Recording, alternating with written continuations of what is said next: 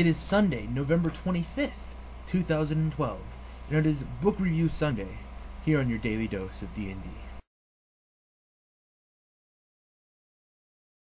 Hi, it's Mad Matt Wonko here on your daily dose of D&D, and today, on Sundays, I think I'm going to be doing something a little bit more laid back than on the other days, where instead of talking up different aspects, I'm just going to review a book. Today's book, I used a little bit earlier this week, is the Heroes, Player Options Heroes of the Feywild D&D Source Manual for 4th edition. And I really love this book. It's probably my favorite out of any of the source manuals that I've gotten for several reasons. There's a lot of cool things that goes on with it. First of all, there's new races. It includes my favorite race out of all the D&D 4th races to play, and that is the Pixie. You know, a little 9-inch tall guy who can do a lot of really cool stuff. He's got a lot of cool role-playing type of things, and he's got some fun feats that play off of. There's also satyrs and hamadryads, which are both always male and always female, respectively, and they just add a lot of, you know, pizzazz to the Fey options. And I've seen people play satyrs to great effect. Haven't seen anyone play a dryad, though. They also rework a couple of classes and make them a little bit closer to the Essentials line and closer to being that simple to use. The Bard Scald is one of them that's a lot of fun. It gives bards melee and gives them an aura to allow them to do stuff. There's also the Berserker Barbarian, which is a fun looking build because he has a power that he can use once an encounter, I think it is, that deals a lot of extra damage whenever he hits something with a melee basic attack. There's also the Druid Protector, I think my notes said.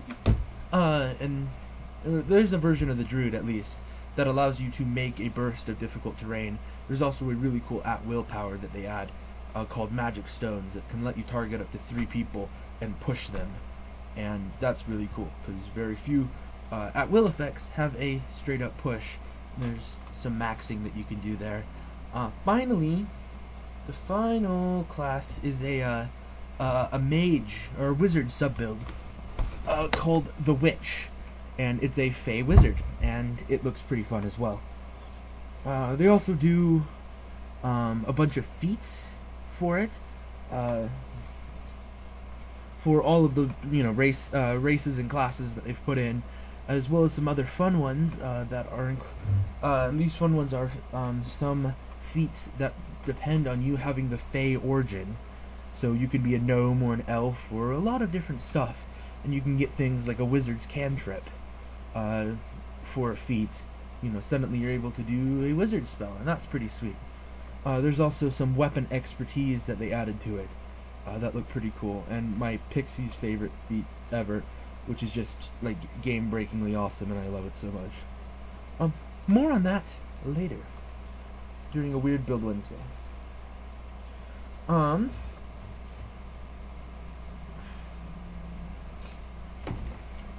They have a lot of Fey magic items, you know, a lot of things that are very, very role-playing capable, and, you know, a couple mechanics, interesting mechanics things. There's, you know, cloaks that turn into pools of water, and doorknobs that open walls, and stuff like that. Really, really fun. There's also some Fey boons that you can work into your characters, or as a DM you can work into your campaigns to give people a little bit of extra oomph in the stuff that they do.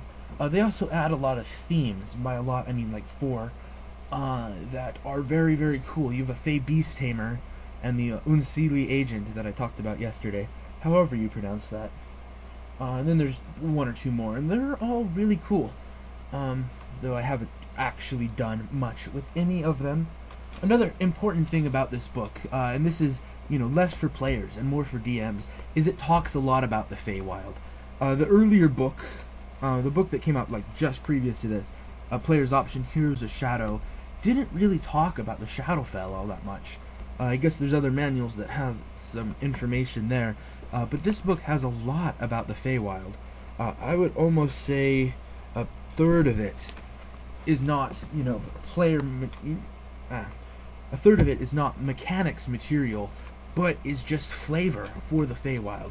And that's one of the reasons why I love this book. I'm going to run a campaign that will involve the Feywild, I just haven't gotten around to it yet, and a lot of the things that I've done for that is here. And so if you have your core rule books and you're looking for something to give a little bit of zest to what you're doing, pick up Heroes of the Feywild. It's a lot of fun. Yep, jump straight to closing remarks today. No DM's corner. Yeah, I'm not sure what people would want in a book review, but I do own a lot of D&D books, and so I plan to review a lot of them because, you know, honestly, it gives me a free episode every week.